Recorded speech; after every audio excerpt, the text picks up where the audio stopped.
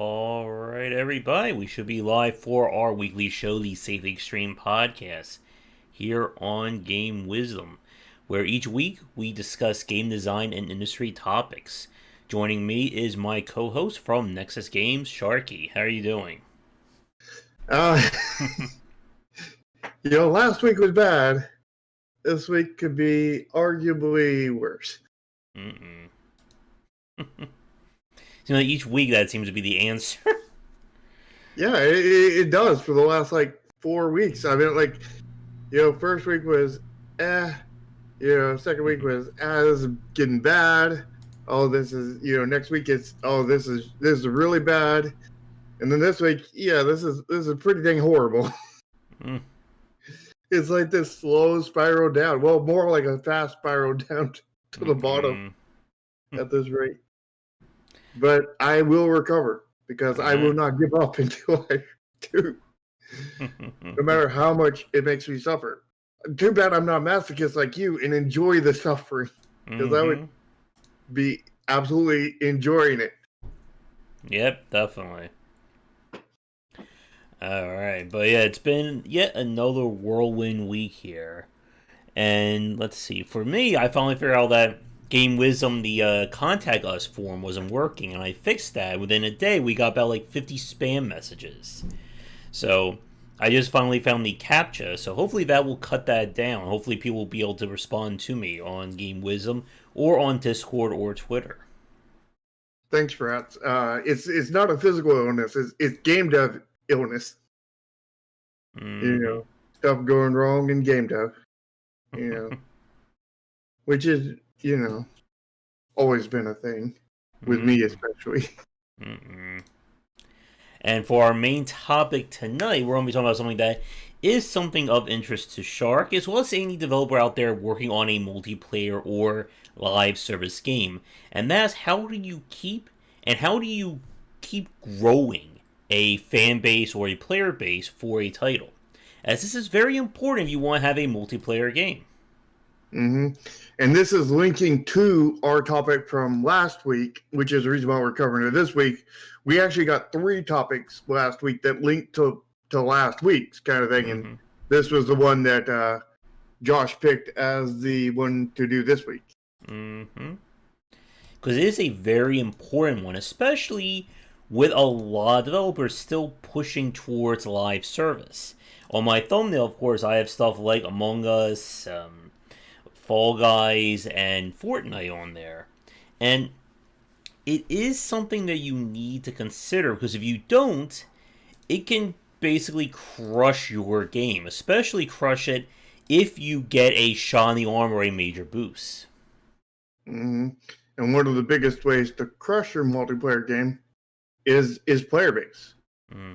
There's many things revolving around the player base that will absolutely kill your game. Or never bring it to life to begin with, because, you can release a game on Steam, that's a single-player game, and have it flop and whatnot, and, you still sell, 100, 200 copies, which is still probably a major loss of money, but at least you got something. You do the same thing in a multiplayer game, and you didn't make a red cent. Not unless it was not a paid purchase. Well, even if it's a paid purchase, you didn't make it any sense, because all of them refunded. You just didn't make anything, even if it was free to play. It doesn't matter what model you're using. You didn't make anything because the people who paid for it refunded it. If nobody paid for it, if it was free to play, then nobody bought anything within it, because nobody could get a match because there wasn't enough players. And it is very hard for a lot of these games in order to keep that momentum going. And this is a topic that hits a lot of different aspects. And something tells me we probably won't be hitting everything in our hour and a half to 2 hour long talk tonight. Yeah, I mean, this is a pretty massive topic.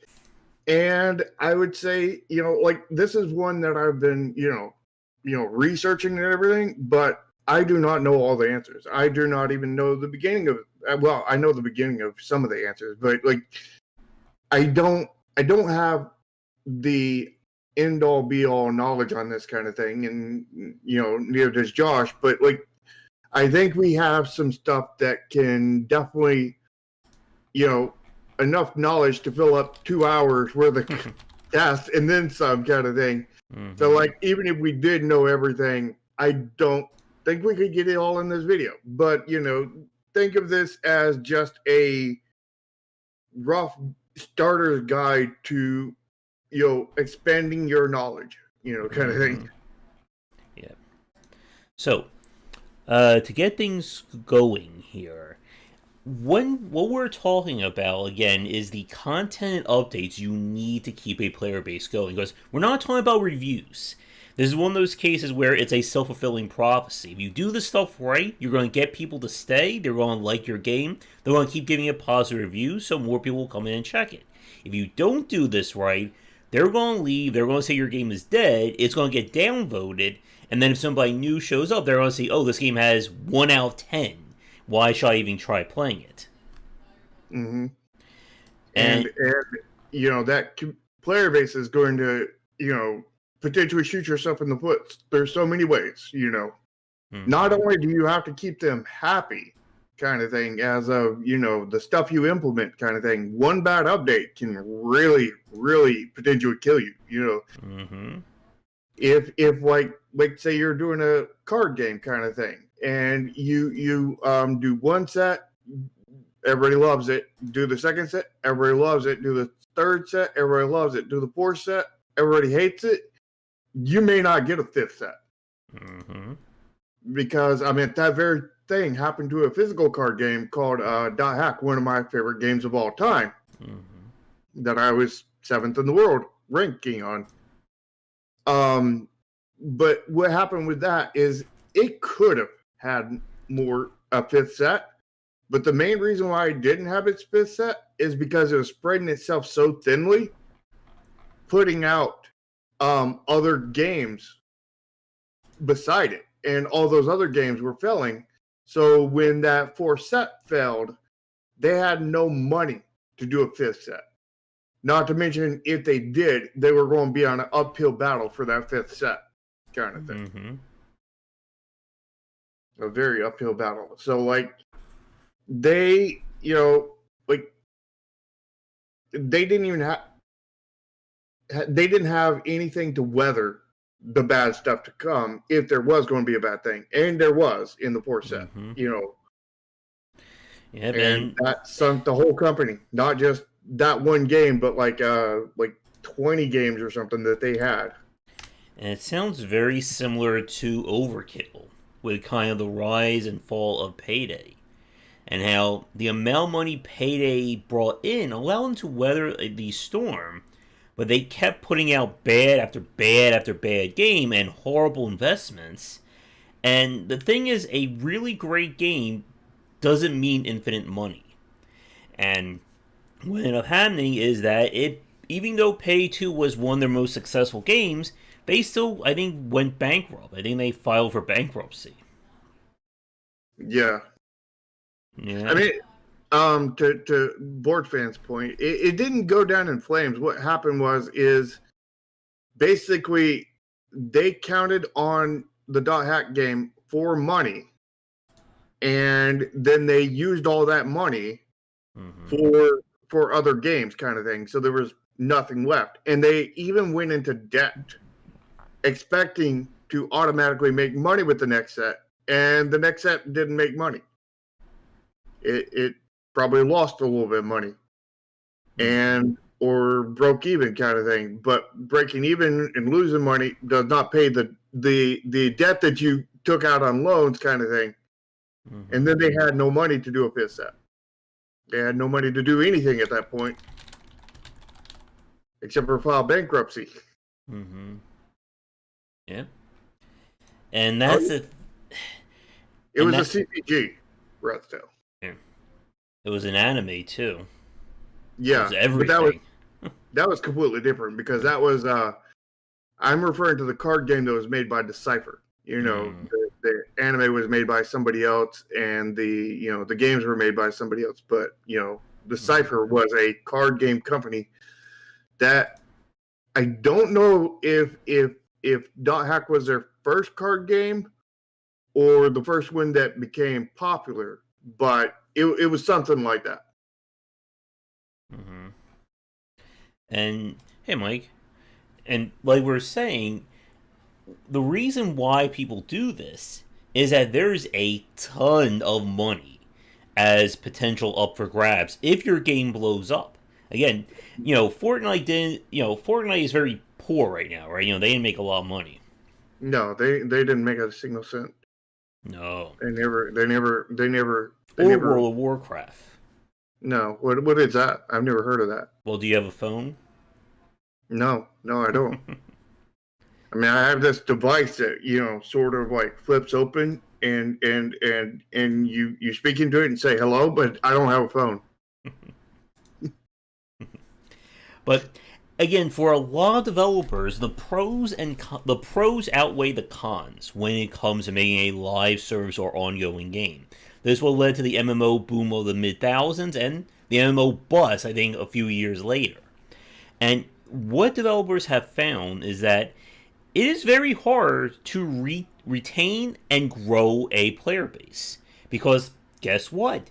When your game is out, there's several dozen or now probably several hundred games all vying for their time. Just as on the PC, with there being several dozen games being released daily, if you're on mobile, you're probably getting a few of those as well. And the important thing to understand is that quality doesn't really matter in this aspect. It's just the more games are trying to get attention, they're going to take it away from yours. And when somebody does stumble upon your game, you only have a few seconds of them looking at your store page or your review or whatever to get them to even consider the possibility of downloading your game to maybe try it for a few minutes. Or even just, a few seconds to get, the 5-10 seconds into your trailer. Mm-hmm. As we talk about in our Indie Inquiry show. Yep. So, the first thing, and this is a question that I want to ask you, Shark, I want to ask the audience watching live or recorded.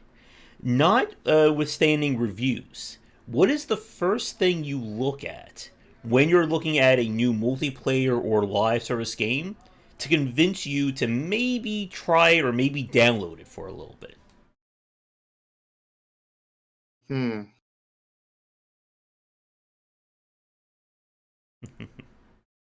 It's a good question. I think it varies. Because I know, like theme matters. I mean, if there is a license behind it, the business model is something I look at from the beginning to see if I'm going to say no to it, kind of thing, before I even debate whether I'm going to say yes. The aesthetics, because we never harp on that. The aesthetics is an important one that I look at, and and then after all that, then I look into what's the gameplay loop kind of thing. Gameplay loop is probably like fourth down on the list. I think another aspect that people are paying more and more attention to these days is what content updates are out there. What is going on with this game right now?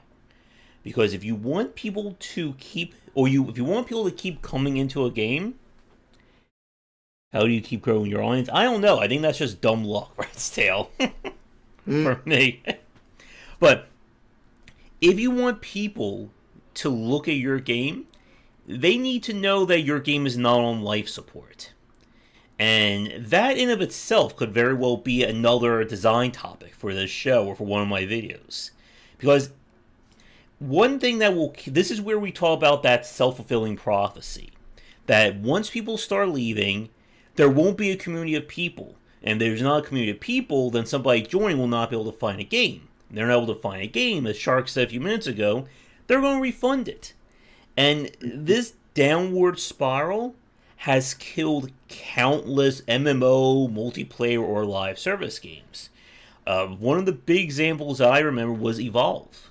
that, we're talking about Back for Blood right now, and I know Turtle Rock is probably very nervous about what is going on with, what's going to happen with that game following its release. Because again, Evolve was looking to be a sure thing, and it didn't really work out for them.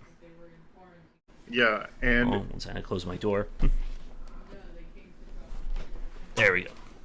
And player base and retaining that player base is very, very key. And continuing to grow that player base is very key. But I mean, you can only grow a player base to a certain level. Every game has like a cap that that is unable to be seen. Kind of like, and that cap can change over time, but there's still a cap kind of thing. Yeah. And if you hit that cap, you will stop growing. And the best you can do is retain at that point. Retain and keep retaining. And by retaining, we don't mean just keeping everybody that exists there. That means, trying to do that, as well as bringing in new people to replace the old people that leave, kind of thing. You're retaining the numbers. You're not retaining the exact number of players. If let's say in February you have 100,000 people playing your game, and when it comes to March, you better not be down to 50,000 people or staying at 100,000. Mm-hmm. And unless you hit your cap, and you don't want to hit your cap. Yeah, and as Rat's Tail said in chat, churn is a huge point about this topic. It's something I've spoken with Ramin about many times when it comes to live service games. Because you'll see developers, shout their numbers whenever there's a high spike in their player base. Oh, I have 200,000 people playing my game for the week of, the second week of January of 2020. And then they say nothing the week later or the month later. Because guess what? Those 200,000 people, maybe 180,000 of them are gone now. Yeah. Well, I mean, that's a case of most games because because game dev as a total is like you see like a hockey stick pattern kind of thing, with the rise and fall kind of thing. And basically the spikes, the high side is when you just release something, whether it's a brand new game or brand new update kind of thing. And then it vastly drops off and then tapers out slowly after that kind of thing. Yeah. As long as but depending on the things you do kind of thing, that drop can be more so than others. Yeah. And if you drop so low kind of thing, then you're going to cause another drop. And another drop. One. And again, it's important to clarify for people watching us, we are ignoring single player games for this episode. We're not talking about, even if you have ongoing content, like something like The Witcher, Cyberpunk, a season pass, whatever, we're ignoring that. We are talking about games that live and die based again on the strength and continued retention of its player base. Well, Cyberpunk is supposed to be multiplayer too, but would be, that's the reason why they've gone with very much GTA kind of thing, because they're going after the shark bucks or whatever it is. All right, we'll save Cyberpunk for another day then. Right, but we're talking about exclusive multiplayer games because the fact is, unless you're AAA, you shouldn't be building a game that is both multiplayer and single player. Oh yes. It should be either multiplayer only or single player only, unless it is just a secondary system that didn't take much to do. And that's another big point as well. If you invest too much into both systems, that can actually hurt your game as well. Because if you're begging and hoping for people to play your multiplayer, but they're all focused on your single player because that's so good, well, you just killed your multiplayer community. Yeah. That's exactly the reason why my current game, Neon Continuum, apparently the new word of the day, because I don't say Chromasia anymore. Apparently, what I did was everybody's asking for a multiplayer. You know, what about if we don't have enough players to play multiplayer? Why don't we have a single player campaign? And I'm like, no, we can't have a single player campaign just because of that exact fact. Because if we have a multiplayer that, you know, let's say we have, I don't know, let's just go with a low number, but we'll, you know, so that it's easy math wise, but this is not a sustainable number. Let's just say 1,000 people, right? If we have 1,000 players kind of thing, and we have a single multiplayer only, then these 1,000 people are going to be playing the multiplayer. If it's only single player, these 1,000 people are going to be playing your single player.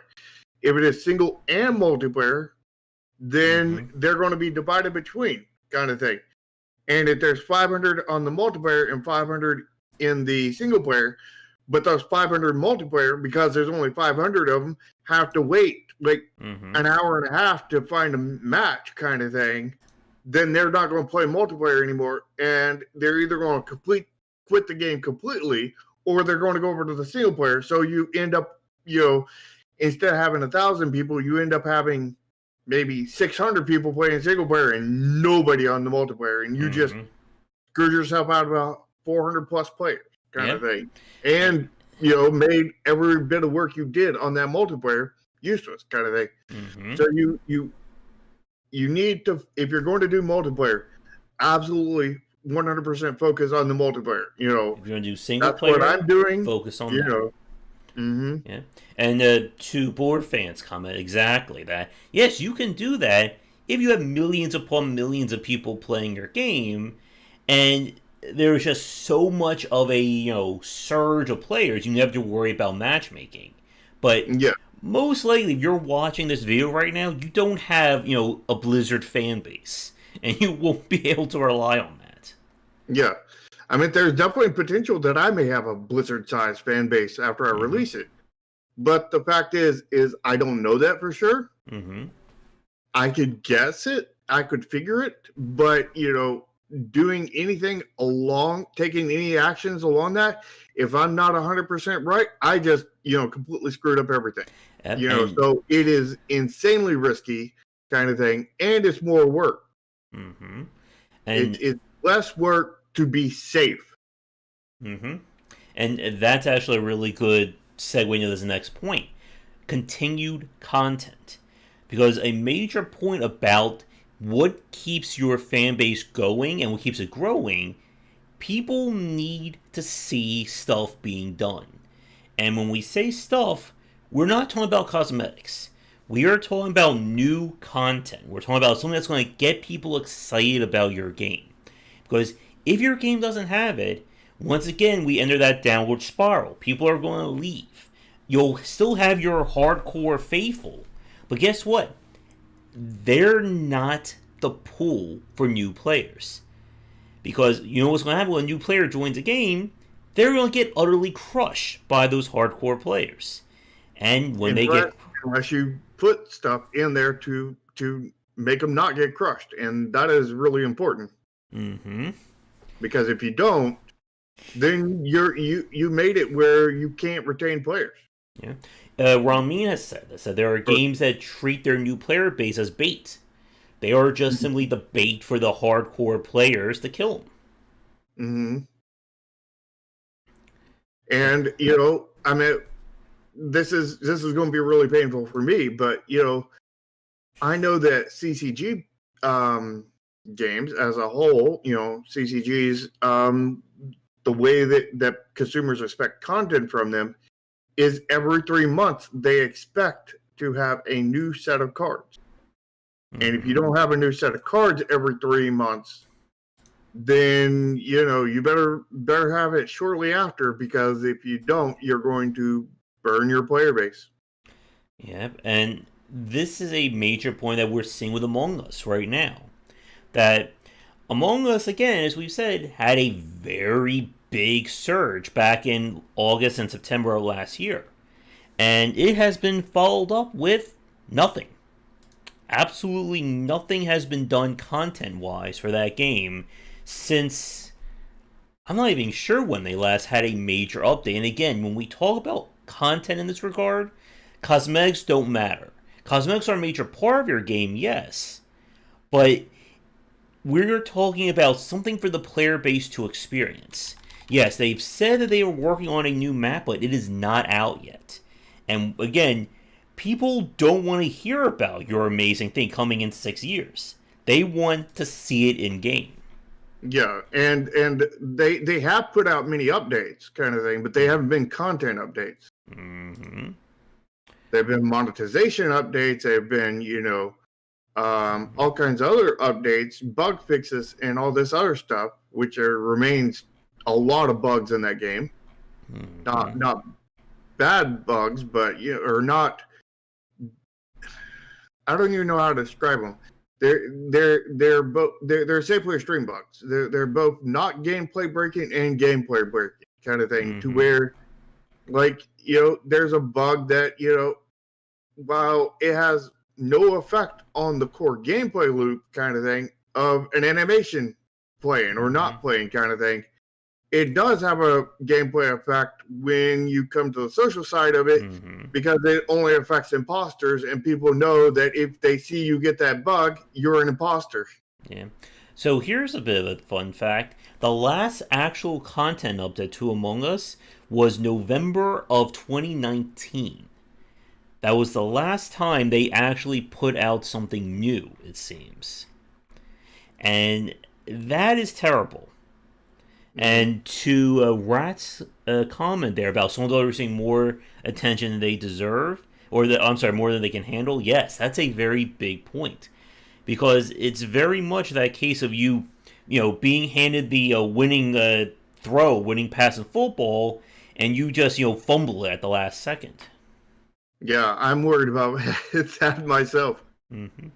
Getting that winning pass, and I'm preparing myself as much as I can to catch it and run. But like, it's hard. I mean, if you're throwing that golden pass and everything, you have to be on your A game. Mm-hmm.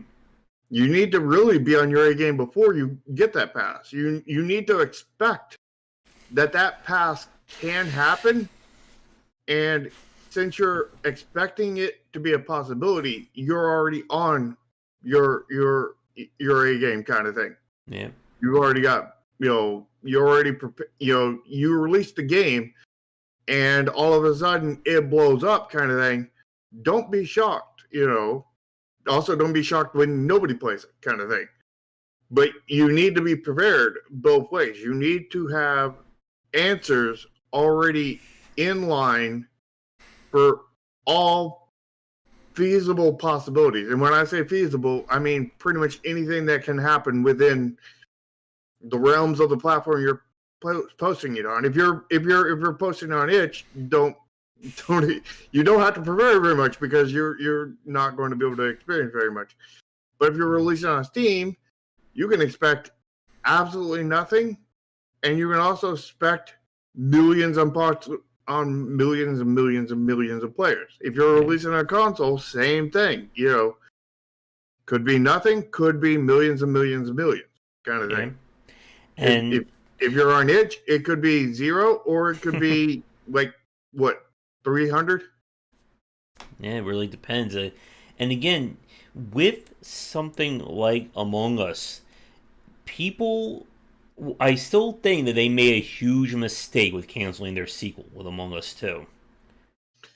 I don't necessarily think it's a mistake. I think what they're doing, but I could be wrong, is just releasing Among Us 2 as a Among Us 1 update, which is the reason why it's taking so long to get it to us kind of thing. Yeah.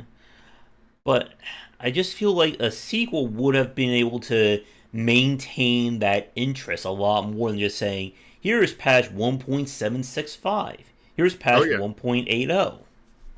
Yeah, but the thing is they can't get that out fast. Yep. And again, that is actually a really good point about this, that if you want to retain and grow your player base, you need to have consistent content. Because if people are getting bored with your game, they're going to stop playing it. Mm-hmm. And once they stop playing it, your player numbers dive, and then once your player numbers dive, then other people can't find matches, which cause them to dive out, which then cause other people to not be able to find matches. And it's this domino. You hit that first domino kind of thing, and it starts knocking over domino after domino after domino after domino.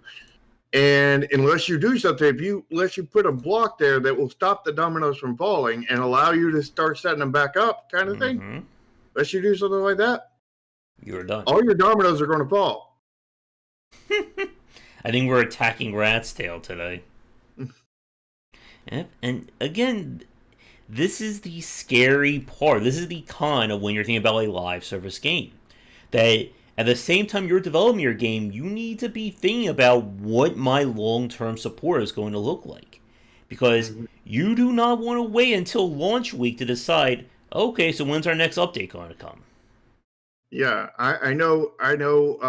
With my current game, I have anxiety over it too, Rats. And I think it's a proper place to have anxiety about, because if you don't, then you're not preparing properly. Mm-hmm. But what I did is I am absolutely focused on the first set, but I'm also thinking ahead on what can I do for future sets, kind of thing. I'm not specifically doing anything for it other than some planning, basically. It's like, I'm talking to my artist and I'm like, once we get this thing out, I would like you to stay on to continue going forward with new sets if we're able to, kind of thing. Same thing with my programmer and everything else. Like, I'm trying to get people to, be like, okay, so this isn't just a one and done thing. There is a potential life to it, and I'm trying to prepare them to go forward.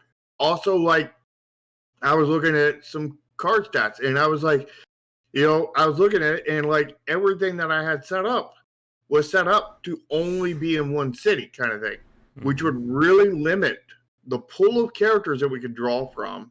It would really limit the storylines that we could draw from, and all these limitations would limit the lifespan of the game, kind of thing. Because like I go forward and it's like, yeah, I can only do I don't know, 5 sets out of this one city, kind of thing, and then I'm done. What do I do then? Yep, kind of thing. So that's when I came up with a new mechanic that actually tied in to where there's more than one city, kind of thing. And each city has not only a unique storyline, but a unique culture, kind of thing, to where, maybe this deck type is a good guy and very, very different in one city, and a bad guy and very, very different in the other city. Like my first city, the Cyberpunk characters are more like hackers, kind of thing. They're hacking, infiltrating, kind of thing. They have some upgrades to them, but that, nothing like, big generally, kind of thing. I mean, they may have a full body thing, but they're not like big, they're still human size. But then, what I'm thinking for my second city is that the Cyberpunk is going to be villains, kind of thing. They're literally street punks that were recruited by corporations who just completely modified and weaponized the heck out of them. So they're this big, giant, bulking hulks, kind of thing. And they're like, basically tanks in human form, kind of thing. And yeah, it's a completely different thing. It's going to cause a completely different dichotomy in that city versus the other city, kind of thing. And it opens up so many storytelling possibilities for me between them, which having so many storytelling and setting possibilities, kind of thing, then that opens up more content. Yeah, more content that I can make coming out in the future, because not only can I tell 5 stories in this city, but I can tell 5 more in this one, 5 more in this one, 5 more in this one, 5 more in this one. And because I have all these sources, kind of thing, that doesn't mean they can't cross and create other stories, kind of thing. It's like Marvel, making an Iron Man comic and then making a Spider-Man comic and making a Captain America comic and a Thor comic, and then eventually make an Avengers comic by bringing all together, kind of thing. Yeah, like and there's just so much potential. yeah, and again, this is what you need to be considering when it comes to content with your game. And what you said a few minutes ago about every 3 months having a new card set, I would say for other games like shooters, action games, whatever, you should be having new content. I would say between 1 to 2 months, because people are going to churn through that fast. And one of the biggest mistakes developers make is thinking, oh, it took me 6 months to design this. I'm sure it will take people 6 months to play through it. No, they'll probably get through it in 2 days. Yep. And this As for Rastel point, like getting all the sets ready in the wings, probably not a good idea, because that's going to take workload for me and everybody else and money, kind of thing, to develop. And it may not even be needed, kind of thing, and it's slowing down the initial set that is the only set that matters, and it could cause the game to release at a time when it would fail rather than when it would succeed by getting it out sooner, kind of thing. And you have to be aware again of what rate that you can actually put out new content for. And this is something I see from a lot of mobile and free-to-play games, is that the ones that end up genuinely doing well are going to keep putting out new content. Especially like for mobile games in particular, if your game is free to play and you have that high level of churn and people coming in, there should be content almost weekly, maybe bi-weekly, in terms of an update to your game. Because and there's every game has like a different rate, kind of thing, that you should be putting out.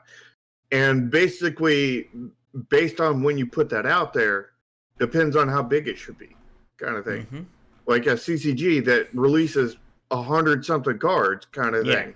Like that's every 3 months, kind of thing. You want more updates than that, but you want like a big one every 3 months, kind of thing, with that kind of thing. You want to run events in between, kind of thing. Oh, yes. But you want to, it's these little peaks of excitement, hey, this is this new thing. This is this new thing. But here's a whole new set that completely changes everything, kind of thing. Yeah. And where, with a first-person shooter or something, you want to, release a big enough update every so often, kind of thing. Maybe like if you're going monthly, kind of thing, maybe not so massive. Maybe, like a new map and a couple new other things, kind of thing. But if you're going every 2 maps, you want to release, 2 maps and a bunch of other things, kind of thing. Yeah, and I think in this case, it's better to go for consistency as opposed to just bombs. As in, I will not release anything for 6 months, but then that 6-month update, oh my god, it will be amazing. Because you never want to go 6 months. Yeah, because what's going to happen is a lot of people are going to leave in that 6 months, and then guess what? The people who stay around will be like, yay, that's great, but now there's only 25% of us left. Yeah, you absolutely never want to go 6 months. I think the longest time you want to go is 3 months. Yeah. And that may even be that's it. Long, Yeah. But it's the correct timing for a card set in a CCG, kind of thing. Yeah. Because those things are not small, kind of thing, and people expect them on that kind of time basis, kind of thing. Yeah, but for other genres, it's going to be a different time frame. And what Shark said a few minutes ago about having events and stuff like that, that's another big point. Because an event is essentially a way of having user-generated content.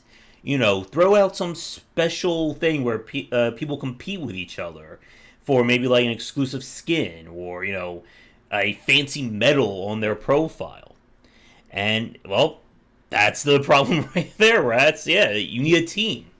The answer is money. That's the common answer for a lot of these games. And unfortunately, it's why a lot of indie developers struggle. Because if you're thinking, hey, me and my 5 friends can, compete with Team Fortress or Fortnite for, $500. That ain't happening. Yeah. I mean, like, I'm building my game on a very, very extremely, insanely low budget kind of thing. Mm-hmm. And it's a lot more than $500. Yeah. It's at this point, like, if you assume all my roles get finished and paid, it's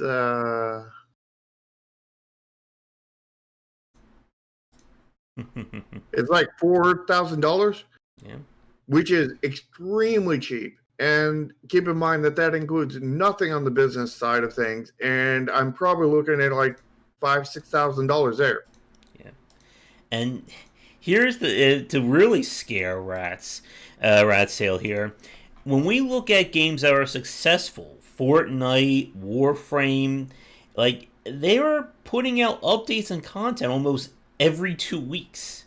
Again, is it expansion level content? No. But it's consistent content. And that's what matters to a lot of people. Mm-hmm. And,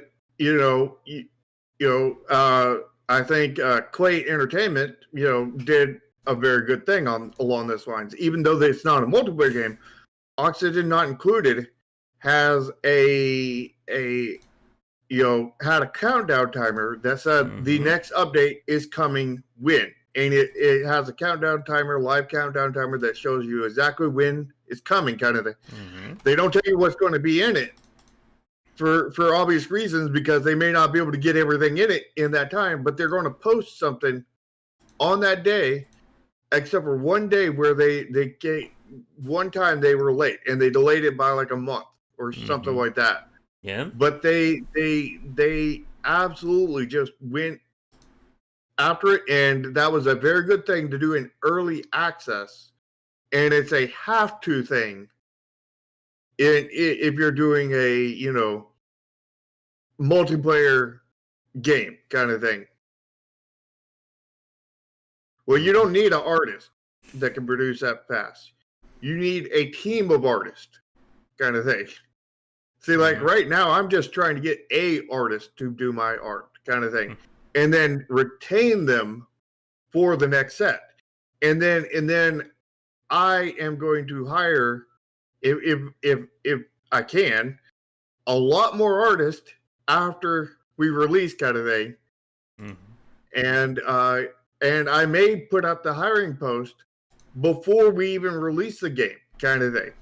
Yeah. Because you need to have your ducks in a row when it comes to these games. This is the issue, again, that befell Among Us, that they got caught, completely by surprise about the amount of success the game had for those 2 months. And as we've said, consistency and momentum are key when it comes to keeping and retaining, or keeping and growing a fan base. Because it is very much that positive or negative feedback loop. There's a reason why the games that succeed, they succeed really well. And the games that fail, it's, really Hindenburg, into the iceberg of Titanic. Yeah, and I get you, Rastel, because budget is a very big thing with me. Because, like, you wouldn't think it from me talking about paying people over $4,000 kind of thing. But, I make, outside of, my game dev stuff, which is at this point only cost and not making anything. Mm-hmm. It's only expenses. But, my normal day-to-day income kind of thing is $700 a month. And I have a lot of bills kind of thing. I have to pay my rent, electricity, all that, phone, all that kind of stuff, internet. And, there's only a few pennies left at the end of the month. But I save up those pennies, and I save them hard. And I get a little bit of money here and there. Instead of going out and getting me a pizza, one day a week kind of thing for every week kind of thing, instead of getting 4 pizzas a month kind of thing, I just, either go without pizza or go with one pizza kind of thing. And, that's $15 to $20 I save that month kind of thing. Maybe even 20 or 25 kind of thing, depending on what pizzas I'm getting. And, I sacrifice, I cut I cut everything I can basically to get money so I can continue my development kind of thing. Like I am cutting down my quality of life by significant folds, which my quality of life was already really low at $700 a month, but I'm cutting it lower kind of thing just to be able to get the money that I need to get the game dev stuff I need to do. And yes, pineapple on pizza is great. Pineapple, pineapple, pepperoni, and onion, best pizza ever. I promise you, because it has the savory from the pepperoni, it has the sweet / tangy from the onion, and it has the sweet / fruity from the pineapple. And it's all those flavors, and then you combine that with the cheese and get the cheesiness and the bread, and you have like all your flavors kind of thing all put together, and it's this one perfect package. Now, one of the getting off of pizza for a minute. You can't get off pizza. This is the Safeway Stream Pizza Cast. There we go. Where's Chow? He's supposed to be cooking for us. He's supposed to be the caterer here. But when we look at these games, again, content comes in different forms. It can be simply an event, such as, just throw out, a limited time event of one map, maybe even just have a Christmas theme map. This is where seasonal updates usually work really well. You can have your summer contest, your winter contest, your New Year's. And there's a reason why games like to do this, because it's essentially content that they can just recycle every year. And and as with what Shark said, you have to be very economical with how you apply your content. Yes, it's especially great.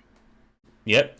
You can think about, I'm going to think about the next 5 years of what I want to put into this game, but you want to be focused on what you can do right now.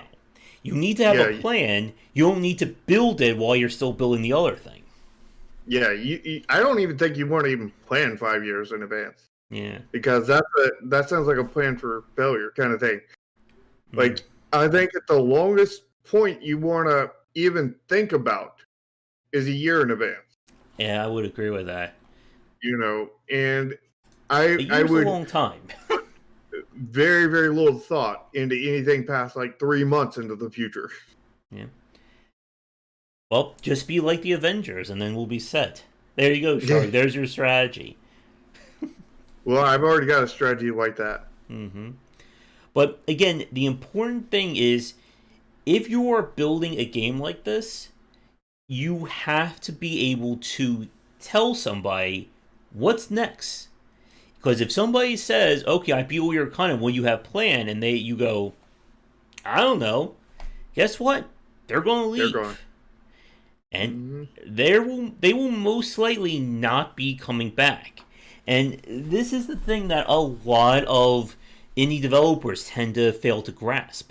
That the games that work well, the mobile games, the free-to-play ones, your live service, they are explicitly designed around daily content.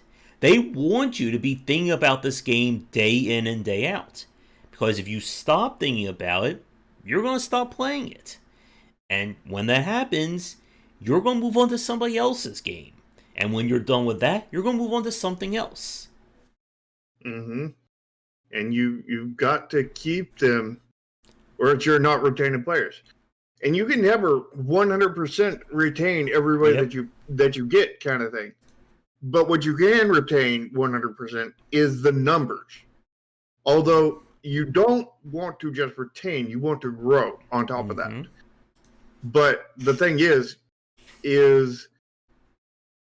the point where you stop growing, kind of thing, and not able to grow anymore, that's where you get to your cap, kind of thing.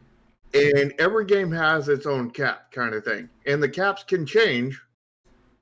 And the fact is ideally you want to actually reach your cap, but at the same time, you don't want to reach that cap unless that cap is insanely high, like the population of the Earth high, kind of thing. You want to raise your cap as much as you can And if you can eventually raise your cap to the population of the world kind of thing, then I mean that's the best cap you can ever get. And if you can hit that cap, then everybody in the world is playing your game, and you know you're the richest person ever to live, kind of thing, probably.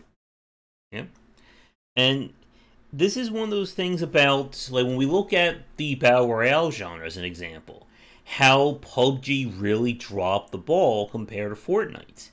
That when PUBG was in its heyday, there was no new content coming. Okay, we had, new hats, some new cosmetics, yes, but it took them a very long time to create a new map or to add some new events to that game. Whereas Fortnite came out, and again, like almost from day one, they were doing bi-weekly content. And again, Epic has money. Let's put it like that. But that is unfortunately the big crux of this issue, that you need to spend money to make money when it comes to these live service games. And if you don't have that base to begin with, you are basically starting, what is it? Like you're starting like 20 minutes behind in a race. Yeah. That goes for all games, for that matter. You have to spend money to make money. If you don't spend money on getting good aesthetics in your game, then your game is screwed. If you don't spend money on getting a programmer who isn't going to completely bug out your game kind of thing, you're screwed. If you don't spend money to get, a sound guy that doesn't just fart into a mic kind of thing, you're screwed kind of thing. And PR. Yeah, if you don't spend money on a marketing person who isn't going to just tweet one thing every month on a Twitter account that has like 2 followers kind of thing, you're not going to get anywhere. You have to spend money to make money. Now then, the way you can save money is by having a proper knowledge that you are one of these people that you would want to hire. Kind of thing. Don't save money by being one of these people who you don't want to hire, kind of thing. Only hire yourself when you're good enough that you want to hire yourself, kind of thing. Don't hire yourself for art and you can only draw stick figures, kind of thing. And don't hire yourself for art, don't hire yourself for sound if you can only fart into a mic. Don't hire yourself for programming if Bethesda makes you look like you don't know how to program,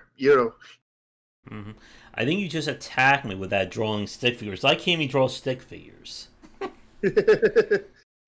And nobody hired Josh for art. And don't hire me to do a cross-country transporting with trucks, as we learned from Mud Runner. Well, you were better at that than any other game that involved a vehicle. Yeah, that is true. But bring this back on topic. We've talked about content. We've talked about, making pizza. A plan. Yeah, we talked about pizza as well. Pizza's important when it comes to long-term support. But another aspect of this is that people expect you to be constantly updating this game. Wait, what message didn't show up? I don't think so. Your Be Right Back did. Oh, here. Oh, you said FUD. That message apparently got blocked by YouTube. Man, YouTube's really locking down there. Yep. But one of the challenges about these kinds of games is that engaging your community is another important aspect of it. This is, as Shark said, this is why you need a social media manager. You need somebody PR-wise to keep people invested and entertained about your game. More importantly, it's their job to put out any fires that come up on your forums or your message boards. In one of the mobile games that I played, one of the issues people were having is that the developer just went dead quiet for like a month or two. Then maybe they put out like a 10-minute video, and then they stayed quiet for another month or two after that. You don't want that. Like we've said, consistency is key to all of this. That's kind of the mission statement for our cast today. That however you want to plan your game out, you need to be able to plan out that you can consistently keep people updated and keep them interested in your game. And as we've said earlier, like ideally, a month to 2 months. If you're pushing beyond 3 months in terms of content and updates, that's a red flag. Oh yeah, you can't. 3 months is the absolute limit, and Mm-hmm. that's exactly where they expect a CCG to be. For because a CCG in the end is a expansion kind of thing. It's a full Mm-hmm. on expansion kind of thing. So it's a lot larger kind of thing versus adding in a few maps or whatever kind of thing. Mm-hmm. Now then, you that does not mean that's the only thing you can do in 3 months. You still want to run events, and you still want to do all this other stuff in between there. Because remember, each thing that you do, whether it's an event or like a expansion or like a couple of maps or whatever it is, kind of thing, is going to create this spike in your user base, kind of thing. It's going to spike Mm-hmm. up really high, and then it's going to crash, kind of thing. And the more tight you can get these spikes in there, and the higher you can get each one of those spikes, the less people will drop because they know that something else is coming right after that. So like, Yeah. like if you, let's just say that you're going to have a big spike every 3 months kind of thing, people would really spike up. Maybe let's just keep it small numbers. Let's say you go from 100 to 10,000, Mm-hmm. 10K. And then over a week or so, you drop down to back down to 100 kind of thing, and then it flatlines for the it's slowly dropping off for the next like 3 months, and then you do that big spike again kind of thing, and you just repeat. But like if you put several smaller spikes in between, like Mm-hmm. this event and that event kind of thing, every like 2 weeks kind of thing, on top of the big spikes kind of thing, then you would see that those big spikes would land on the other, for the giant spike kind of thing, that would raise it up even higher kind of thing, and it would end up being as high or nearly as high as the other one, just with less sustainability. And then it falls, and then before it falls completely, you have the other one, and then you end up with this flat line. Your flat line, instead of at 100 slowly dropping down, it'll be at like 1,000 or 2,000 slowly going up kind of thing, because you keep on building on it, kind of thing. It's like you're pushing a bike or a Mm-hmm. merry-go-round. Let's Yeah. go with the merry-go-round that goes around in circles. Mm-hmm. So if you push it and you give it one good push, and you go around, like, let's say 30 revolutions a second, and then you don't touch it again for 30 minutes kind of thing, So it's going to be barely rotating. It's going to be Mm-hmm. just like rotating an inch like every like 2 or 3 seconds kind of thing. It's not going to be fun to ride. But if you get that big boost kind of thing, and then every 5 minutes. Give it like no, another not even little every push. 5 minutes, every like minute you go down there and give it one good kick kind of thing, it Mm-hmm. keeps that momentum up. And it, Mm-hmm.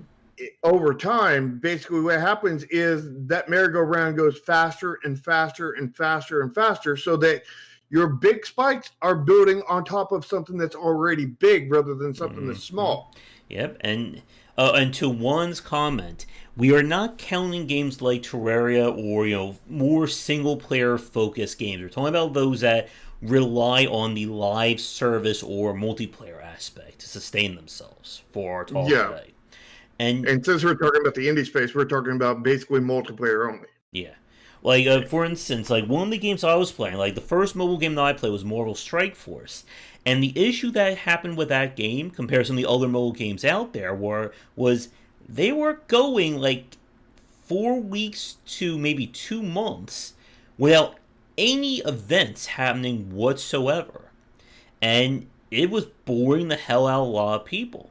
They were trying to rely on the kind of multiplayer to be user generated content, But in a game like that, it really wasn't enough to keep people excited. Now you compare that to some of the more like Chinese and Japanese based mobile games, and they will have an update usually every week to 2 weeks. And what their Hmm. more popular option is that they'll have a new gotcha banner up every 2 weeks. Yeah, And banners are a big thing in mobile. and again, some of you may be thinking, well, what's the big deal with that? It's just another way of spending money. But like Shark's analogy with the merry-go-round, those banners keep people interested. It's not as strong as a new content update, but it's enough to keep that momentum going. So Well, that it is a new content update because there's new things that come, new content that comes in that banner. yeah, but New it's not as characters, like new weapons, new items, mm-hmm, new loot boxes kind of thing. Generally, yeah, mm-hmm. But again, what ends up happening is that when they do announce that major thing, let's say 1 week it's going to be a brand new story event, or maybe they're on a new gameplay mode, people are already buzzed about all the gotcha updates. That they're still excited about this game. mm-hmm. And it's not a case like with the analogy of the merry-go-round that, it stopped and they're going to give it one major push. Because you're always going to, I think this is another important point to mention, you will always retain a hardcore fan base. There will always be that, 5 to 10% of your people who you cannot do any wrong to them. They will stay with you, they will support you. I think we call those fanboys. Yes. But here's the problem. A game made up of nothing but your hardcore fanboy, fangirl base is still a dead game. Mm-hmm. Yep, and to board fans talking about user-generated content, that is the challenge of it. It's something that Rami and I have spoken about, that user-generated content, it relies on your users. And unfortunately, you're not paying your users to make that content. They're paying you in time, money, or both to stay with your game. So if you are relying entirely on user generated content and doing nothing to promote or cultivate that, it's not going to happen. Yeah, that's failure right there. Mm-hmm. You have to put something in because Mm-hmm. if you don't put something in, you're not going to get something out.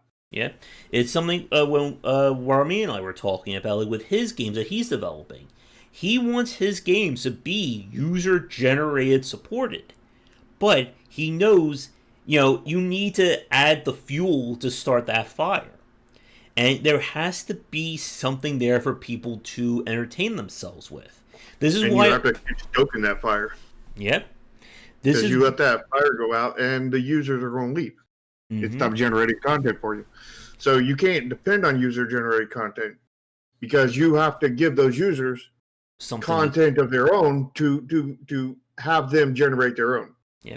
And this is why you have to be very economically minded when it comes to generating content for these kinds of games.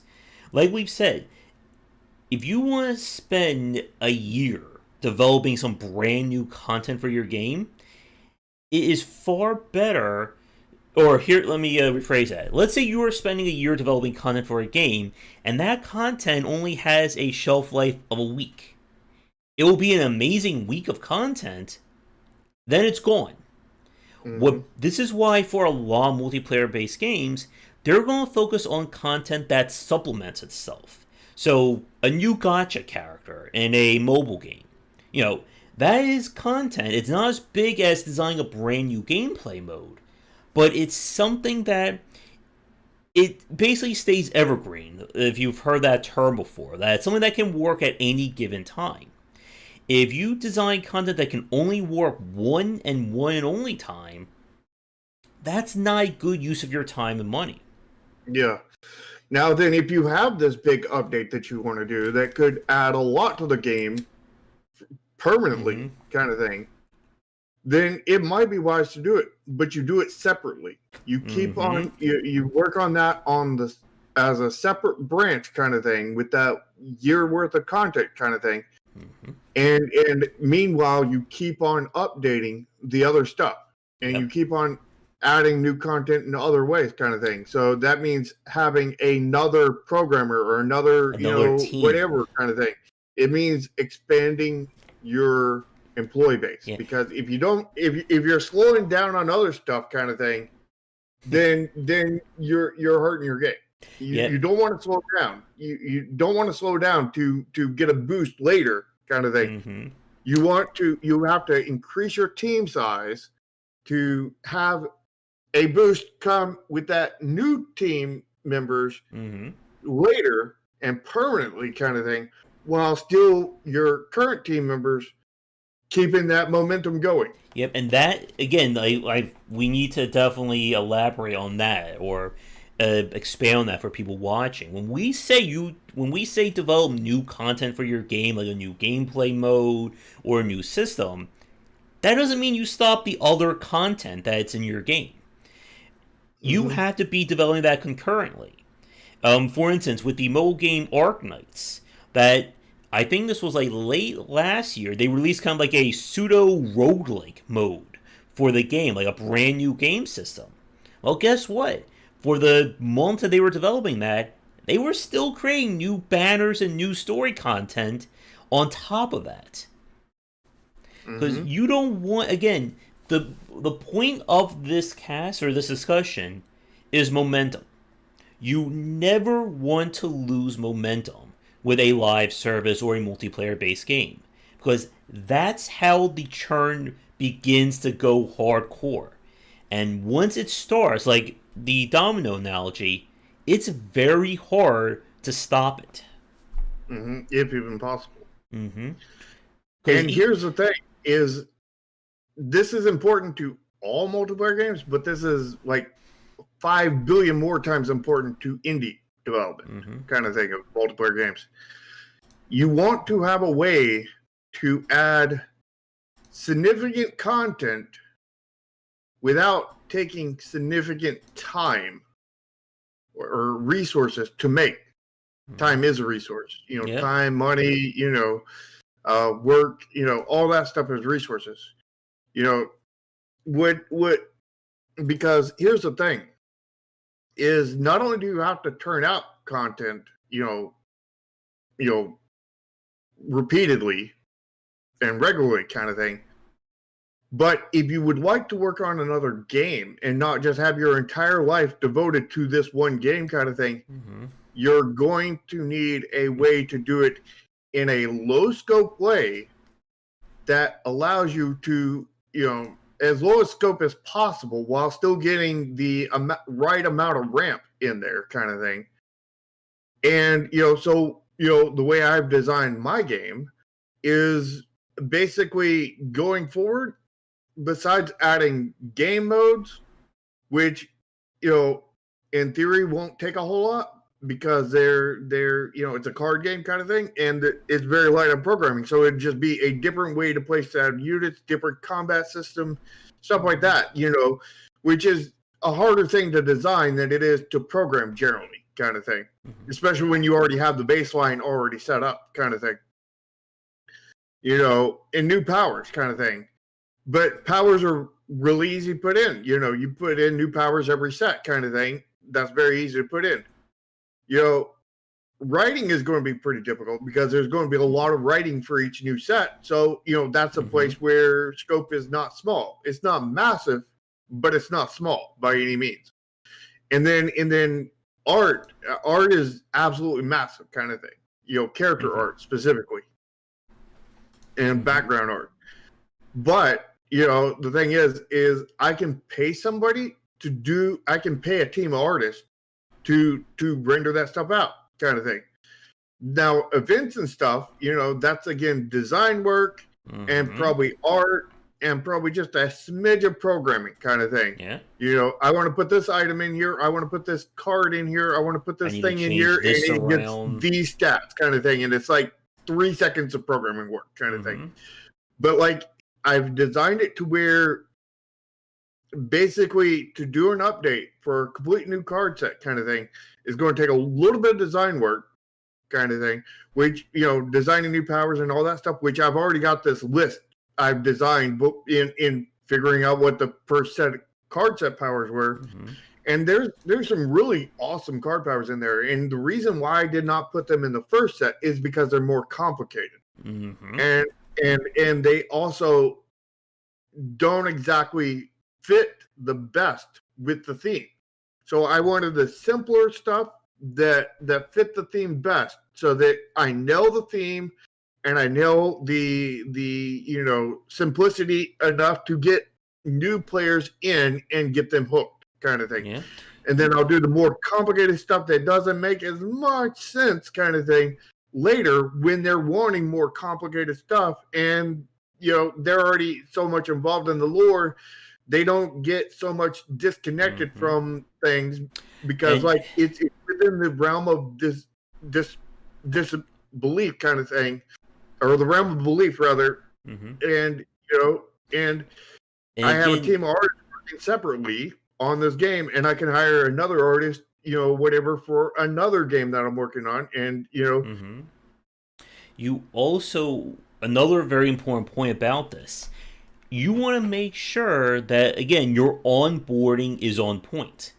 And for multiplayer-based games, when we say onboarding, we not only mean the tutorial, we mean what the first 5 to 10 hours of your game is going to be like to play. Again, when I've spoken with Ramin about mobile design, there's a reason we say that the first 14 to 19 days are very important, because you need to make sure that somebody's invested and wants to keep playing your game beyond that. This is where we get to this issue of churn for a lot of free-to-play games. The advantage of a free-to-play game is that there is no barrier of entry. The downside is that there's nothing keeping them from playing, or there's nothing keeping them playing if something annoys them. When we buy a $50 game, we may put up with some jank because, we spent money on that. When we play a free-to-play game, something annoys us, what's keeping us playing it? Nothing. It's when we spoke with Jack. Remember, he said that I've quit mobile games in 5 seconds. That the moment something makes him grumble, he can quit that game, and there is nothing keeping him there. Yeah, I wouldn't say there's zero barrier to entry in a free-to-play game. It's world lore, though, because there's no money barrier, kind of thing. You still have to, people will go to a free-to-play game on Steam and see that it's free to download and never hit that button because the store page does not sell them enough. The things they see do not sell them enough. The store, everything we discussed in the indie inquiries, none of that stuff sells them enough to press that button and take up room on their hard drive, internet, and everything else. And, so there's still a barrier to entry, but it's a very, very low bar. And I would also say one advantage that multiplayer free-to-play games do have over single-player is that word of mouth, I think, is a lot stronger for these games. It's also, I think, a lot more popular for YouTubers and streamers to talk about it. There are a lot, and I do mean a lot, of mobile YouTubers who will consistently talk about whatever is the latest mobile game. And they will do anywhere from 3 to 10 videos, even if that game is bad. They can still put that content out very quickly and get eyes on it. For a single-player game, again, it's a lot harder to sell somebody on that. Yeah. And, it's not only that, but, when somebody, suggests a game to you, I could suggest, Monster Train to Josh, kind of thing. And, it costs $15-20. I don't even remember what it costs, but it costs money. Now. Yeah. And Josh is like, well, I'm going to wait and see if I can get press key or, wait and see. And then it was 2-3 months later before you finally started playing it. And then you're like, oh God, I love this game. I wish I would have bought it 3 months ago when you told me to. And that barrier of entry stopped him from doing it. But if it was a free to play game kind of thing, and I told him that same thing, he would have just simply hit that download button, had it that night, and been playing it right then and there, kind of thing. And again, not every. Go ahead. I was going to say, but not every game can be designed to be free to play, obviously. Well, I mean, like, I think every game could, but you have to come up with way different designs than what you have now, kind of thing. Like, not every game designed the way that we have it, the current design means could be designed that way, but any design could be adapted to it, I think. But it would take a lot of design work and everything, and it wouldn't be the same game in the end, kind of thing. And that's something you need to be aware of when you're doing free to play is this model the right model for me? Because like, just because you can doesn't mean it's going to be successful, because you can take a free a paid game like a first person shooter and make it a free to play game, and you could make it work depending on how you design it, and it could also crash horribly because of how you designed it. If you're just doing the same design as the normal, it's probably not going to do so well. And the thing is if you get a little bit too much of anything, if you design it wrong, kind of thing, then it's going to potentially, I mean, even if you design it right, kind of thing, is there an audience for that kind of thing? It's free to play. It's a tactical RPG or whatever game, but does that game now appeal to the same audience? Does it have an audience, kind of thing? Yeah. And while any game could be adapted to that and done right, kind of thing, it's a matter of question, will it have an audience after you do that? And that's a completely different subject. Yeah. And to Rat's comment about benefits of sharing games, I don't think that really applies to like what we're talking about in terms of retaining a player base. What do you think, Shar?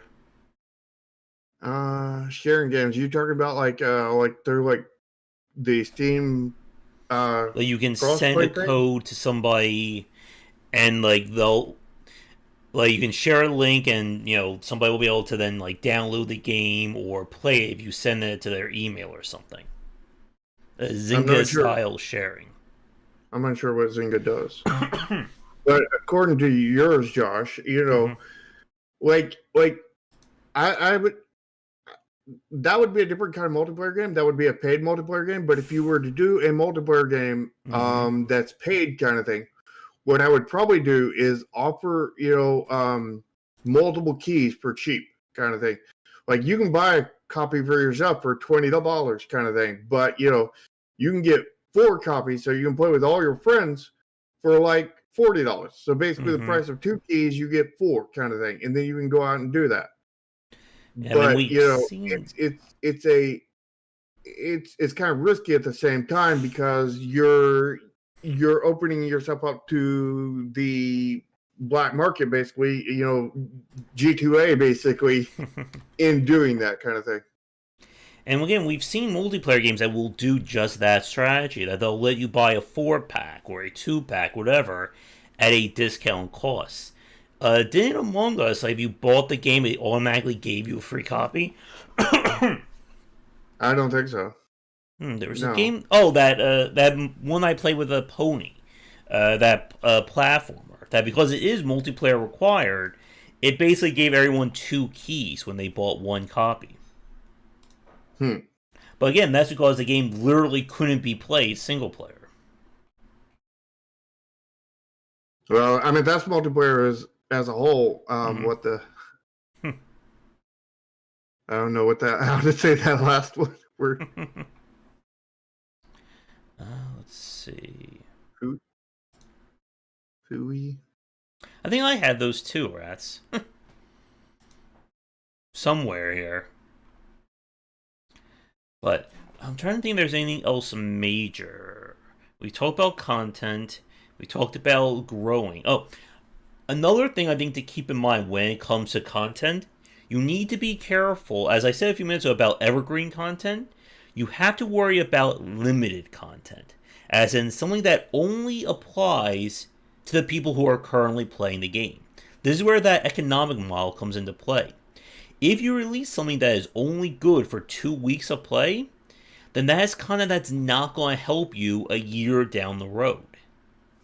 Well, it could potentially, and it wouldn't help it on its own. But if you did that every week kind of thing for all the weeks kind of thing, then that content did help you along the ways, because that spike multiplied another spike, which multiplied another spike. Because these spikes are multipliers if you can stack a spike on top of a spike. And it all depends on how much work it actually took to make that spike. If it's something you could do in like a day's worth of work kind of thing, then you could potentially release spikes like that every week kind of thing. And if every spike is good for 2 weeks kind of thing, then you can release a spike that releases on top of another spike that releases on top of another spike, and you can get that long-term numbers kind of thing, which those long-term numbers can grow other stuff. But again, that's a big asterisk on how long it takes you to make it kind of thing. And will you stack those spikes on top of each other kind of thing? Yeah. But what I'm specifically talking about is gameplay related content, such as the League of Legends or character model, where you're releasing a new character every week or a new card, and things basically get superseded by the latest and newest hotness. So this is an issue Hearthstone runs into, that right now, if you want to play Hearthstone, the base content in that game is just horrible, because everything that's came, or whatever is the current deck in Hearthstone, the current pack, is what people are going to be using, because that's the current best stuff. So what ends up happening, as Rathiel just said, is you have that power creep issue. And this is why onboarding is such a big point. That you need to be monitoring, what does the early, mid, and late game of my game looks like. And you have to be careful not to, cross the streams in that aspect. Yeah. And the thing is you have to be able to deal with that power creep or stop it completely. Because here's the thing. This is like one of the secrets to Magic the Gathering and Hearthstone for that matter. They cycle out cards every 2 years. Every 2 years, there's a set that becomes not playable in standard tournaments. I know in Magic you can play it in unstandard tournaments, because I don't know about Hearthstone, but which is very good with Magic, because you don't want to be like, hey, you bought all these cards, but now they're completely useless to you. You still want to give them a use to their cards kind of thing. And we'll talk specifically about Magic the Gathering. So when they out the cards kind of thing, there's still other gameplay modes where you can use those cards kind of thing, like Commander and all this other stuff kind of thing, where and what they do is every 2 years that happens kind of thing. And when they do that, then that means all of that power scope that was in there is out kind of thing. And they're freeing up space for the other one, so they can always kind of somewhat manage that power creep throughout there, because everything's going to cycle out in 2 years kind of thing. And bans on certain cards if they happen to be OP kind of thing, or manual adjustments kind of thing, which is hard to do on physical things, a lot easier to do with digital kind of thing. But you can deal with that power creep kind of thing. And having the cards cycle out every 2 years, what that does is when a new player joins kind of thing, they don't have to worry about buying, let's say somebody joins Magic the Gathering now. Magic's been open, they've been doing their card game has existed for 25, 30 years? Something like that. You don't have to worry about this OP card from 25 years ago and go buy it kind of thing. Because only thing that matters is the latest 2 years. So yeah, you'll be, hard up on your first set kind of thing. Your first 3 months will be hard because you'll only have that one set kind of thing, the latest and greatest kind of thing. But the latest and greatest gives you the latest and greatest, but it won't give you the things that combo with it. And then you stay on for the next, you get more, you stay on for the next, you get more, stay on for the next, you get more. And then by that point, when you go up to that next one, everything behind you falls off, basically. Mm-hmm. So you have, at that point, all the possible cards that everybody else does after 1 year. In theory, if you join at the right point, you have all that. If you join, at the wrong point, you're maybe, still a couple sets out, kind of thing. Yeah. But like, you're getting caught up really quickly, and it helps at bringing into the community, and it helps people not feel alienated for the entire time they're playing. They're alienated for the first set, but then the second they're getting in there. Third, they're getting pretty comfortable. Fourth, they're downright comfortable. Fifth, they're right in there with everybody else. They're equal. You need to be really careful that you don't want somebody new joining your game and feeling like they are completely worthless when they play the game because they don't have the latest stuff. Because that's another easy way to kill your community, is by making the game so horrible for new players unless they spend money. Mm-hmm. And cycling out those cards allows you to, be more friendly to new players. That's the reason why they call it standard tournaments. And that's the reason why they do it, is to be more friendly to new players, because they don't have to catch up for 17 years. They only have to catch up for 2 years. And by the time they do it for 1 year kind of thing, the other year falls off and they're now caught up kind of thing. Now it still takes a year to fall off kind of thing. So, they are behind for a while. But that said, is when they join, the cards they'll be buying most likely will be from the newest and greatest set kind of thing, which will then put them on the cards they have are on the top side of that power creep kind of thing. Mm-hmm. But that doesn't work so well as, the other stuff. Yeah, Neon Continuum won't rotate until it probably hits a year or 2 years. I haven't figured out if I'm going, which kind of cycle I'm going to run at. But like, there's all this stuff that, that goes into the design of that game that is keeping it friendly to new players kind of thing. Mm-hmm. And again, you need to do that. Your game should always be able to be inviting to a new player. Because this again falls into that downward spiral effect, that if you only care about how your level 60 or your max rank people are playing your game, it means you are losing new players. Now, again, you can have your, let's say we're going an MMO example, level 1 to level 60. You can have your level 1 to level 30 be completely set and fixed if that is enjoyable. Like, if nobody's complaining about that, it's as great as it's going to be, lock it down and never touch it again.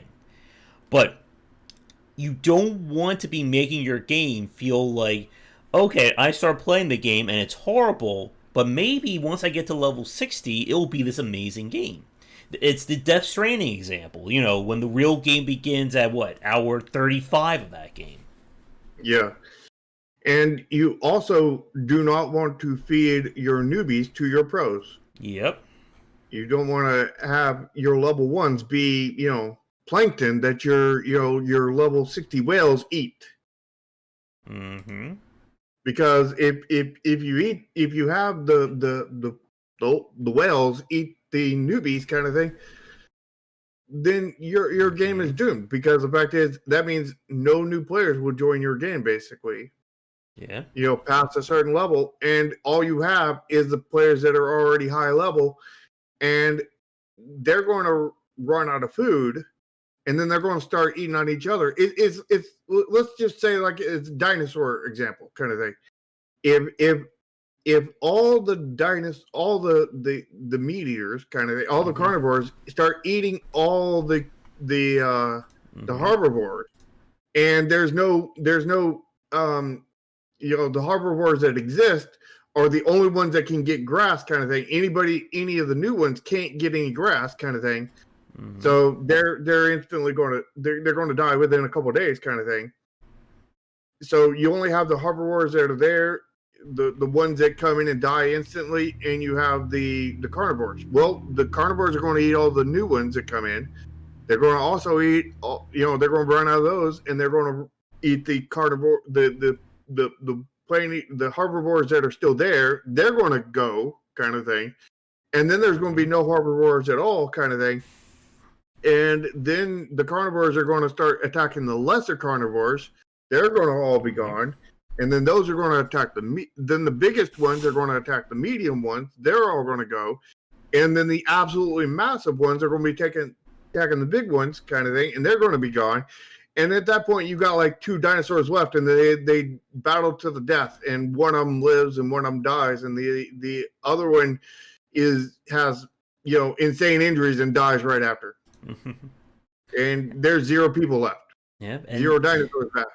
And you never want to feed your new players to your high ones. And you need to have contingency plans in place for if you can't get the proper matchmaking. Brazil mentioned ranked matching, which is ranked matchmaking, which is a really good example. But I played a PvP only game. This was on the PlayStation 4 PSN. And what happened was the only way you can literally make progress is you have to fight against another player. And there were no players at my level. So I literally couldn't progress anymore in this game because it was basically, here's all the level 1 players, and then here's all the level 70 players, and there's nobody in between. And even if that game is pulling in money, people are still playing it, that's a dead game. Because nobody is joining that community. Which is the reason why games like that create new servers every day. Yeah. Because they know that the game's going to be dead, and they're just they're going ahead and it's the race for whoever can put the most money in first on the new server. Mm-hmm. All right. And yeah, I mean, like, I don't think you want to have whales fighting small fish. What you want to do is have whales fighting whales. Yeah. You want ranked matching. You don't want to you don't want to give an instant win to one thing or another, kind of thing. But if you design things well, kind of thing, like I'm aiming to do, it doesn't matter if you have. My aim for my game is it doesn't matter if you have all the cards or none of the cards, kind of thing. What matters is strategy, kind of thing. Now, having more cards opens up more potential strategies. But, you could have all the cards in the world and put all the best cards in a deck, kind of thing, and your deck sucks, kind of thing, because the starter deck's better, because it's designed better. You're better at strategy by just running these stock deck than it is to run the deck that has all of these extra rares. Like think about Magic the Gathering. Think about if you were run a deck and every card in your deck costed 9+ mana to get out, kind of thing, and you just have to sit there and take it, until you get up to 9 mana. You're not going to live to get 9 mana to play your first monster, but even if you can somehow manage to live that long, kind of thing, because all they have to do is place out a 1 and just start hitting you every turn, and then place out another 1 on the next turn and start hitting you every turn, and by you're 1 HP by the time you get to turn 9. Without them doing anything else on any of their other turns, kind of thing. But the thing is if you have that hard strategy base, kind of thing, to where it doesn't matter, exactly how many cards you have, it matters the strategy. Then there is a lot more potential for whales to fight fish, because the fact is you don't do it match them based off of the number of cards they have. You base them off of ranks, kind of thing. This is their number of wins and losses. This is their performance. This is how they did against this level of player. This is how they did against this level of player. So they're always fighting players on their level, kind of thing. And when they're playing players on their own level, it doesn't matter if that player has, just a starter deck or all the cards that exist, kind of thing, because skill level wise and deck construction wise, they are on the same level, so they have a good competitive match. Because, when you look at card games and everything, your best games aren't the ones where the opponent was never a challenge and you just walked all over, kind of thing. Your best matches are when it's close and tense the entire way through, and then at the end something amazing happens. You heart of the cards, and you just completely annihilate the person after that point, kind of thing. Yeah. A strategy that you were building to, and you finally got the last key to pull it off, kind of thing, and it just completely overwhelms your players. Yeah. But the second best one would be the tight match that maybe doesn't come with a creaming at the end, but just comes with a win at the end, kind of thing. And this is, again, the issue you have when it comes to how you treat your player base and how you treat your matchmaking or your content. Because one of the issues that we see from a lot of these games that become, multi-year projects, especially in the mobile space, somebody new starts, they're going to lose not because of skill, but because everybody has the new hotness or the quote-unquote best characters. This is an issue that Marvel Strike Force has ran into the ground, in my opinion, where they just kept releasing new meta. So a new player who starts playing is completely screwed because the basic characters are worthless. Yeah, that's a pay-to-win model. And the pony's saying, no, that's not what we're saying. We're saying the opposite of that. We want to tie it to ranks, not what they have. Yeah. How well they can use that versus, how much they have. Basically, you want to tie players to how good they are. Basically, if you want to tie a sucky player to a sucky player so that they both feel good when the match ends, because either they barely lost or they barely won, more than likely, kind of thing. You want to tie the good players to the good players so that they barely win. A close victory. You want to have as close a victory as you can.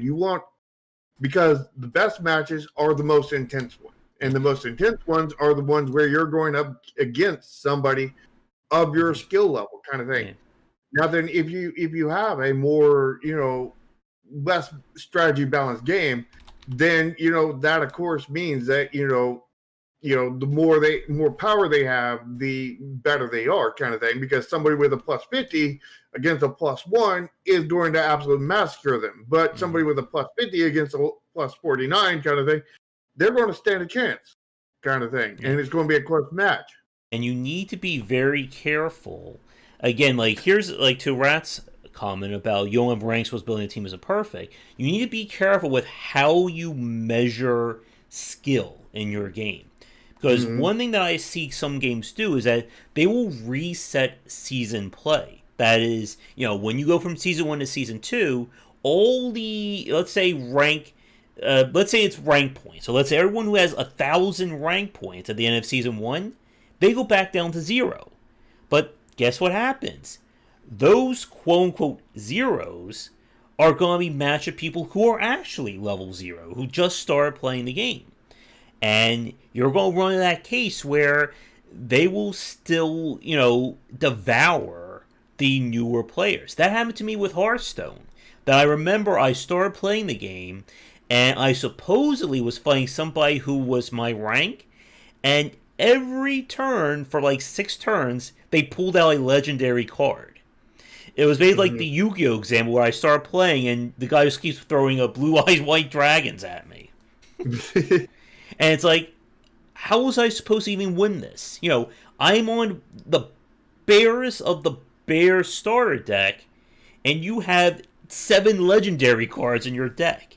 I mean, it was literally every turn. It's like, I do this cool move. Here's a legendary. Okay, I barely survived. Here's another legendary.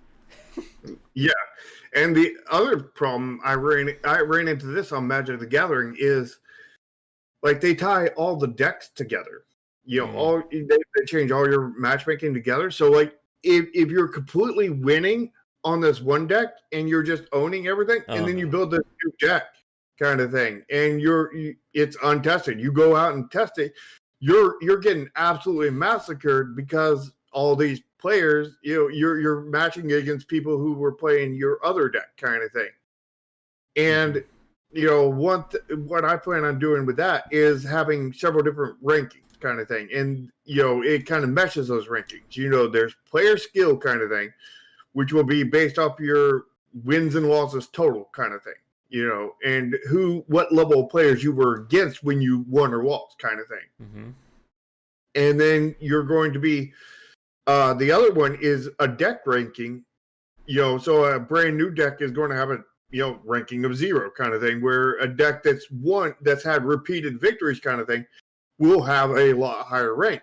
So like these two kind of combine into your skill total for that one match kind of thing, for that next match kind of thing, and then that keeps on growing kind of thing. Where you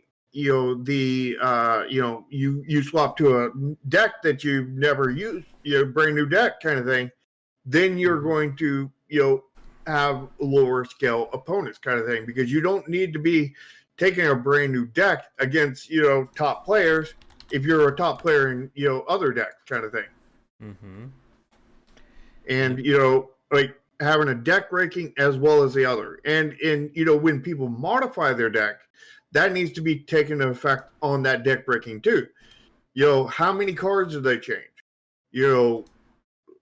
This kind of thing. How much impact is this going to change on that deck? And because like again, you don't need to take it down to 0 and reset it kind of thing, but you do need to take it probably down some, or at least put them one at that same level and see if it's better or worse kind of thing, to which way you need to adjust them kind of thing. And I'm unsure which way we're going to do, either take them down a little bit, take them up a little bit, or leave them where they are and do for one match kind of thing. But you need to take that into account when they adjust a deck kind of thing. Or when they clone a deck and then make a that needs to clone the rating kind of thing, and then modify it based off of whatever changes they make to it. Because sometimes people want to keep their deck the way it is in case they mess it up kind of thing, and they clone it, and then they modify that clone deck, and you want to bring that score over with it, and then apply the modifier to it. Yeah, and again, like LO matchmaking, that's another topic in of itself. That's definitely off what we're talking about tonight. But although it does apply, because it applies to keeping, allowing you to grow your player base kind of thing. Because if you're again crapping on your lowest levels of players, your new players kind of thing, then you're never going to get anywhere. Yeah. Your game is dead. But I think I'm about out of topics, at least like big ones we can switch to. Do you have any other points about this you want to bring up? Well, one thing we didn't talk about, and this is a big one, and it's big enough for another topic kind of thing, but we can hit on it a little bit, in a minimum sense, is marketing. Because like you need to be marketing and bringing in new players. Your marketing does not stop when you release a game, especially for a live service. Especially for a live service. If anything, marketing kicks up after you release for a live service kind of thing. And you need to bring in marketing to bring in the people to play your multiplayer game. Yeah, and this is why you need, when you're doing a live service or very mobile, not mobile, very multiplayer-oriented game, you need a PR manager or a PR community director. You need people out there getting the word for your game. Like, this is what, with Fall Guys, and you saw all the postings they were doing. They were posting weird GIFs, crazy memes and stuff like that. It may sound hokey, but that is getting eyes on this game. Kid Fox did this. I think Victoria, who went to Among Us, I think she's running for Inner Sloth, was kind of the head of Kit Fox's social or their outreach there. And again, it's all about this momentum. You don't want people to forget about your game. Gotta stay relevant. Yep. And if that means, I'm sure a few people are putting out Bernie Sanders memes right now for their games. That's what they're doing. Mm-hmm. And you always got to stay relevant, because the second you're not relevant, your game is good as dead at that point. Yeah. And again, and that seems to be where Among Us is going right now. Yeah. Because of their lack of updates, because of their lack of much of anything kind of thing, they're becoming irrelevant kind of thing. YouTubers are stopped streaming their game so much. Like I know, like Jacksepticeye, who I watch, one of the only popular YouTuber I watch. You know, he used to stream, Among Us every week, every day kind of thing, or make a video on it every day.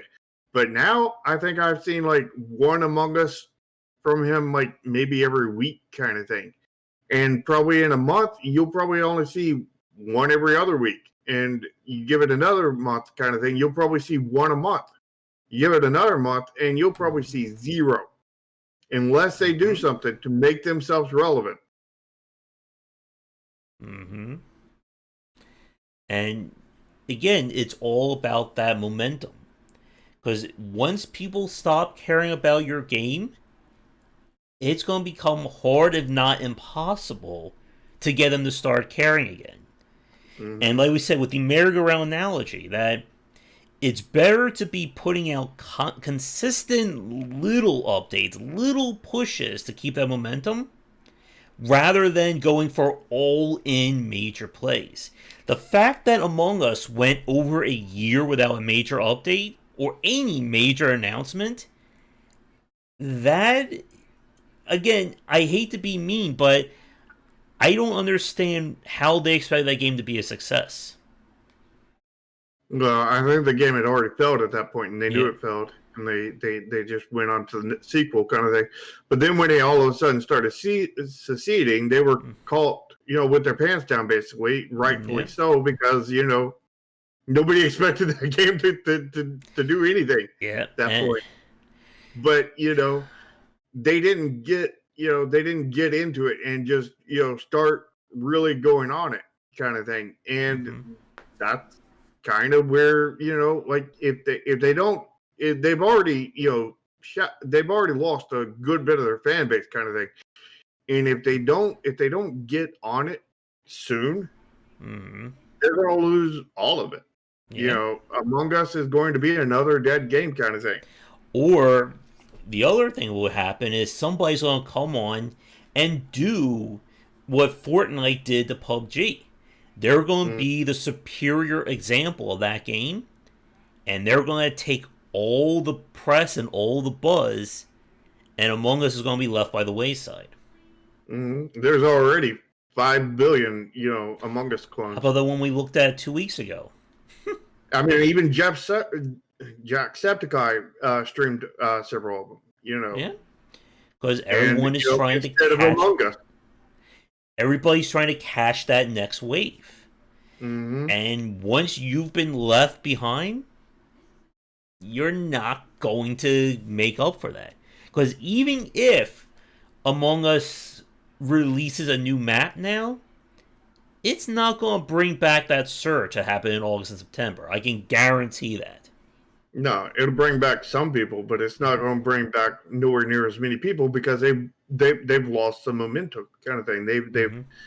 They've cut their total size kind of thing. So like they're down at much lower numbers, and a spike now is not going to add to the spike they had before, because they're already off of that spike. Yeah. They're not only already off that spike, but they're out of relevance kind of thing. That's not what you want to happen with a multiplayer game. And again, there are many different strategies you can employ to keep that momentum. You can have, fan art contests. You can have, again, like gotcha banners every week or every 2 weeks. You can have collab events. It's up to your only limit is your imagination when it comes to some of these things. But the important thing, you have to keep it going. Because that's how these games live or die. There's a reason why World of Warcraft, even though it has been on the decline, still brings in tons and tons of money. Because they have never let that audience, go for a long amount of time without any content. They just keep throwing bones at them. Yeah. They need to start throwing phones at them.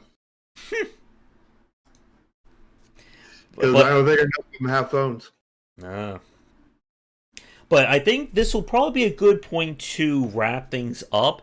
We have other topics that are related to this, but we can certainly bring that up for future shows.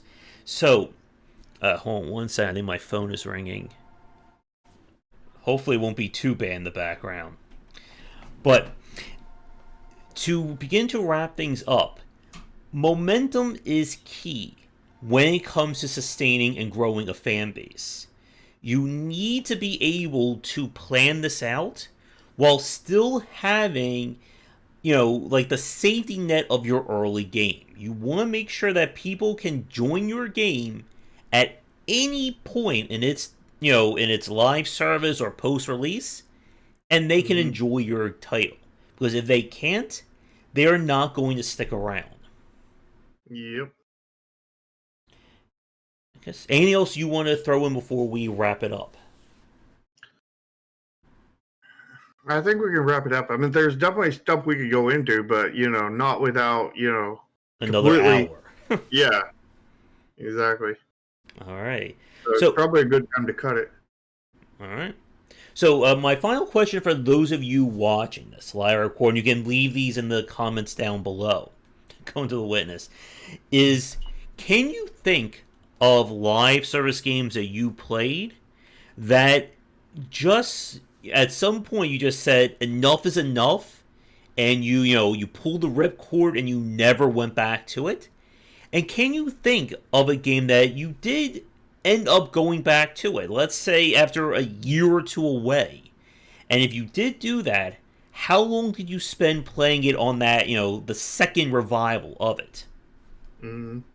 That would be every free-to-play game I ever played. And I never went back to any of them. The ones I stopped, I never started back. Yeah. The ones I was already on and really into, I, started new servers and whatnot and kept on going. But then once I got out, I was gone from all servers. I thought I was going to go back. I went into vacation mode intending to go back kind of thing. And, found out that my life was a lot better without that game and never went back. Kind of thing. And that's something you don't want them to, you don't want the game to be a slog on your player base to where if they stop playing for a week or, whatever, they realize their life is better without the game kind of thing. You want the game to remain fun for players. As for me, I am currently in the market for a new programmer because sadly last night I lost my programmer. And if any of you are a programmer or know a programmer that would like to work on Neon Continuum, and have them get in touch with me. I am definitely looking for somebody new. Yeah. And what happened to them? Well, I don't know how much I can say. Yeah, exactly, you may not want to get too much into that one here. let me put it this way. They were always working multiple jobs kind of thing, but they got another job, and this job requires them to not work on anything else. Do not compete clauses. Themselves. They can't work on a personal project. They can't work on anything but that other job. Mm-hmm. They've already signed the contract before they even found out that they couldn't do that. Mm-hmm. So yeah. So they can't work on it anymore. We're splitting on good terms. He's a great guy and everything. I loved working with him, and I look forward to working with him again, hopefully in the future, kind of thing. But for now, it's not a possibility, and I have to find somebody else. And even after he told me that kind of thing, he continued working on the game, kind of thing. And he's trying to get me, he's trying to get everything uploaded and everything, because what he wants, and he decided, he told me that don't even pay him, kind of thing. Like, he won't accept any money, kind of thing, because he didn't deliver on what he intended on doing. But yeah, it's sad that it has to come like that, but it's a it happens, kind of thing. So there's absolutely no hard feelings. There's a lot of good feelings for him, because I will miss working with him. He was great to work with, but I need somebody else, kind of thing, to take up the slack. The multiplayer system's already in there. The deck system's already in there. The hand is already in there. There still needs to be some polish on the hand. Lots of things with a few things left with the core gameplay loop left to get a demo out. Like placing stuff on the grid, discard piles, the actual combat, which is just greater than, less than, with stats 1 through 9, pretty easy to implement, kind of thing. A lot of pretty easy to implement things left, kind of thing, and polish for those things, as well as, other stuff like deck builders and, main menus and all this other stuff, options. And there's still a lot of work to do, but there's not a lot of work to do. There's a lot of things to do to get the demo, to get a prototype, but there's not a lot of work to get to that point. All right. But yeah, I'm looking for somebody else. Mm-hmm. So with that said, I think it's time we can begin to wrap things up. But if you do want to continue these conversations, you can join our respective Discord channels. I do have a post your work as well as a job board posting on the Game Wisdom Discord. Yeah, which I will be posting there hopefully later today. Yeah. I forgot about that. So I need to take advantage of that. Mm-hmm. And if you have a suggestion for a topic for a future show, please leave it in the comments or post it in one of our respective Discord channels. If you are working on a game that you'd like me to take a look at for my weekly showcase streams, please get in touch. And Chuck and I have our new show, Indie Inquiries, on Thursday afternoons, where we review a Steam store page, or actually any indie game store page, and offer our advice. And if you'd like us to critique yours, again, please reach out. But yeah, and you can check out the Indie Inquiry and the Safely Stream podcast, both on Josh's channel and my channel. Mm-hmm. And you can subscribe to my channel. Links to all, that down below. On both of our channels, you'll find links to the other's YouTube channel, both of our Discord channels, both of our Twitters, etc. All the links will be down in the description, and definitely join both of our Discords, kind of thing. That's the best place to connect with us. And, you can ask me for advice. I'm sure you can ask Josh for advice. Josh has answered advice many times in his Discord. I know that. Oh, yes. And we will be back again next Sunday around 4:30 for our live show here. And Thursdays around 3:30 for the Indie Inquiries. Mm-hmm. Yes. And do all the liking, subscribing, all that. Again, YouTube, social media stuff that people seem to like to mention. Yeah. And I hate mentioning it, but we have to. Mm-hmm. All right. Well, with that said, I will be back later for my nightly streams. And when do you do your stream, Shark? So we have our Indie Inquiries and Safely Stream podcasts on those times, which we've already gone over. And then we have game streams on Tuesdays at 2 Central Time. Same time as the Indie Inquiries when Josh isn't late. And the which is never. and we have the dev streams where you get to sit there and watch me make Neon Continuum and work on it and ask me any questions and give feedback and all that kinds of stuff on Fridays at 2 p.m. Central. All right. So, with that said, we will be back next week for another discussion about game design, and come back for delayed discussions on that here and on Game Wisdom, where examine the art and science of games. Have a great night, everybody, and we will see you next time. See ya.